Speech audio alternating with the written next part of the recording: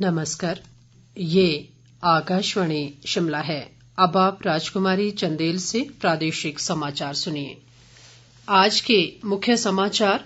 मुख्यमंत्री जयराम ठाकुर ने स्वारघाट में लगभग 37 करोड़ रुपए की परियोजनाओं के किए लोकार्पण व शिलान्यास।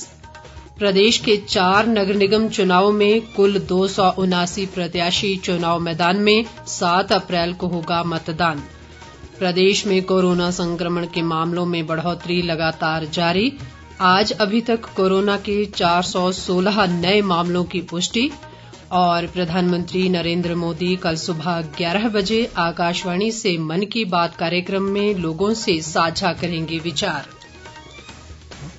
कोविड मरीजों की संख्या फिर से बढ़ रही है, इसलिए सभी श्रोताओं से अपील है कि कोई भी कोताही न बरतें। सभी सुरक्षा उपायों का पालन करें और 45 वर्ष से ऊपर के सभी लोग बेहिचक टीका लगवाएं। सुरक्षित रहें और इन आसान उपायों का पालन करें। मास्क पहनें, 2 गज की दूरी है जरूरी, सुरक्षित दूरी बनाए रखें, हाथ और मुंह साफ रखें। अब समाचार विस्तार से। मुख्यमंत्री जयराम ठाकुर ने आज बिलासपुर जिले में श्री नैना देवी विधानसभा क्षेत्र के स्वारघाट में लगभग 37 करोड़ रुपए की विकास परियोजनाओं के लोकार्पण व शिलान्यास किए। बाद में भाजपा मंडल श्री नैना देवी द्वारा आयोजित सम्मान समारोह को संबोधित करते हुए उन्होंने कहा कि स्वारघाट में राज्य विद्युत बोर्ड का उपमंडल खोला जाएगा। मुख्यमंत्री ने पंचायती राज संस्थानों के निर्वाचित प्रतिनिधियों से निष्ठापूर्वक व जन अपेक्षाओं के अनुरूप कार्य करने का आह्वान किया। जयराम ठाकुर ने लोगों से कोरोना को लेकर सरकार द्वारा जारी मानक संचालन प्रक्रिया का कड़ाई से पालन करने का भी आग्रह किया। मुख्यमंत्री ने विपक्ष पर मात्र सुर्खियों में बने रहने के लिए अनावश्यक मुद्दों को उछालने का भी आरोप लगाया। इस अवसर पर केंद्रीय वित्त व कारपोरेट मामले राज्य मंत्री अनुराग ठाकुर ने कहा कि कोविड महामारी के दौरान केंद्र सरकार ने लगभग 80 करोड़ गरीबों को निःशुल्क राशन व गरीब महिलाओं को 31,000 करोड़ रुपए की आर्थिक सहायता प्रदान की है। उन्होंने कोरोना महामारी के संक्रमण को रोकने के लिए प्रदेश सरकार द्वारा उठाए गए कदमों की सराहना की।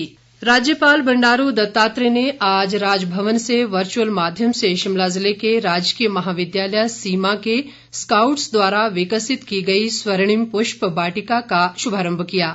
उन्होंने सतत आजीविका के स्काउटिंग मॉडल के माध्यम से समग्र विकास अभियान का भी शुभारंभ किया। राज्यपाल ने इस मौके पर स्काउटिंग से जुड़े युवाओं से अपने जीवन में स्काउट्स एंड गाइड्स के बुनियादी सिद्धांतों को अपनाने पर बल दिया। उन्होंने कोरोना महामारी के दौरान स्काउट्स एंड गाइड की भूमिका की सराहना करते हुए कहा कि अब मामले फिर से बढ़ने लगे हैं और अब अधिक सतर्क रहने की आवश्यकता है। इस बीच भारत तिब्बत सीमा पुलिस बल के 42 परिवीक्षार्थियों ने आज राजभवन में राज्यपाल बंडारू दत्तात्रेय से भेंट कर उनसे अपने प्रशिक्षण अनुभव साझा किए। इस अवसर पर राज्यपाल ने देश की सीमाओं की सुरक्षा करने में आईटीबीपी की भूमिका को सराहा। उन्होंने परिवीक्षार्थियों से तकनीक का अधिक से अधिक प्रयोग करने व मजबूत इच्छा शक्ति के साथ कार्य करने का आह्वान किया। प्रदेश में 4 नगर निगमों के 7 अप्रैल को होने वाले चुनाव के लिए कुल 279 प्रत्याशी चुनाव मैदान में हैं। नाम वापसी के अंतिम दिन आज धर्मशाला नगर निगम में 80 उम्मीदवार अपना भाग्य आजमा रहे हैं। सहायक निर्वाचन अधिकारी हरीश गज्जू ने बताया कि आज 6 उम्मीदवारों ने अपने नाम वापस लिए। उन्होंने बताया कि सभी उम्मीदवारों को चुनाव चिन्ह आवंटित कर दिए गए हैं। उधर सोलन नगर निगम चुनाव के लिए आज 13 उम्मीदवारों ने अपने नाम वापस लिए। अब कुल 60 उम्मीदवार चुनाव मैदान में हैं। जिले के कंडाघाट नगर पंचायत चुनाव में 14 उम्मीदवार अपना भाग्य आजमाएंगे। पालमपुर नगर निगम चुनाव में आज 23 उम्मीदवारों ने अपने नाम वापस लिए, जबकि 2 के नामांकन रद्द पाए गए। इसके साथ ही अब कुल 64 प्रत्याशी मैदान में हैं। इसी तरह मंडी नगर निगम में आज 20 प्रत्याशियों ने अपने नाम वापस लिए, जबकि अब कुल 75 प्रत्याशी चुनाव मैदान में रह गए हैं। शिक्षा मंत्री गोविंद सिंह ठाकुर ने कहा है कि प्रदेश में संस्कृत विश्वविद्यालय की स्थापना की जाएगी, जिसकी प्रक्रिया जारी है। शिमला में संस्कृत के कार्यान्वयन व प्रचार प्रसार के संबंध में आयोजित एक बैठक में उन्होंने कहा कि कुछ स्थानों पर भूमि का निरीक्षण किया गया है और उपयुक्त स्थान निर्धारित होते ही विश्वविद्यालय की स्थापना का कार्य शुरू किया जाएगा। गोविंद ठाकुर ने कहा कि प्रदेश सरकार शास्त्री व भाषा अध्यापकों को टीजीटी शास्त्री व टीजीटी हिंदी पदनाम देने पर विचार कर रही है। प्रदेश में कोरोना संक्रमण के मामलों में लगातार बढ़ोतरी जारी है। आज अभी तक कोरोना के 416 नए मामले सामने आए हैं। इसके साथ ही सक्रिय मरीजों की संख्या 2361 तक पहुंच गई है, जबकि कुल संक्रमितों का आंकड़ा 62,383 हो गया है। प्रदेश में आज 171 लोग स्वस्थ भी हुए हैं और अब तक कुल 58,981 लोग इस महामारी को मात दे चुके हैं। संक्रमण से अब तक प्रदेश में 1,020 लोगों की मौत हो चुकी है।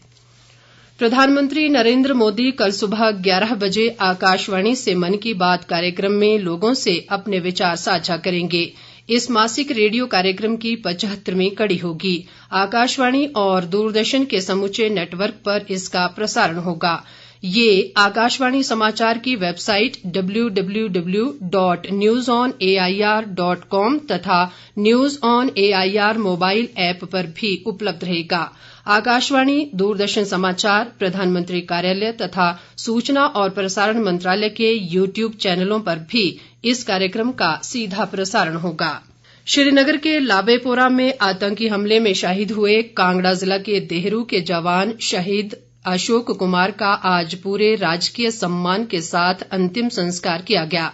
विधानसभा अध्यक्ष विपिन सिंह परमार सहित अन्य नेताओं, सीआरपीएफ के अधिकारियों व शहीद के परिजनों ने अशोक कुमार को अंतिम विदाई दी। इस दौरान विधानसभा अध्यक्ष विपिन सिंह परमार ने शोक संतप्त परिजनों से सांत्वना प्रकट करते हुए कहा कि शहीद अशोक कुमार पर पूरे राष्ट्र को गर्व है और उनके बलिदान को भुलाया नहीं जा सकता। प्रदेश भाजपा अध्यक्ष व सांसद सुरेश कश्यप ने आज शिमला के आईजीएमसी में कोविड वैक्सीन का पहला टीका लगवाया। बाद में पत्रकारों से बातचीत में उन्होंने कहा कि केंद्र व प्रदेश सरकार कोरोना महामारी से निपटने के लिए प्रयासरत है और समय समय पर उचित निर्णय लिए जा रहे हैं। कश्यप ने कहा कि प्रदेश में अब तक 1.5 लाख से अधिक लोगों को वैक्सीन लगाई जा चुकी है। उन्होंने लोगों से टीकाकरण अभियान में बढ़ चढ़कर भाग लेने का आह्वान किया। विधानसभा अध्यक्ष विपिन सिंह परमार ने युवाओं से कृषि, बागवानी और पशुपालन को रोजगार के रूप में अपनाने का आह्वान किया है। कांगड़ा जिले के धीरा में आयोजित जिला स्तरीय किसान गोष्ठी कार्यक्रम में उन्होंने कहा कि सरकार की अनेकों कल्याणकारी योजनाओं में अनुदान व सहायता से रोजगार के बेहतर अवसर प्राप्त होंगे। इस अवसर पर कृषि, बागवानी व पशुपालन में उत्कृष्ट कार्य करने वाले 46 किसानों को सम्मानित भी किया गया। लाहौल स्पीति जिले में 11,000 फुट की ऊंचाई पर कोकसर की ढलानों में आज जिला स्तरीय स्कीइंग प्रतियोगिता आयोजित की गई। स्नो फेस्टिवल की कड़ी में आयोजित की गई इस प्रतियोगिता का वित्त व कार्मिक विभाग के अतिरिक्त मुख्य सचिव प्रमोद सक्सेना ने शुभारंभ किया। उन्होंने कहा कि सरकार शीतकालीन खेलों को बढ़ावा देने के लिए प्रयासरत है और बजट में स्कीइंग खेल को प्रोत्साहन देने के लिए बजट का प्रावधान किया गया है।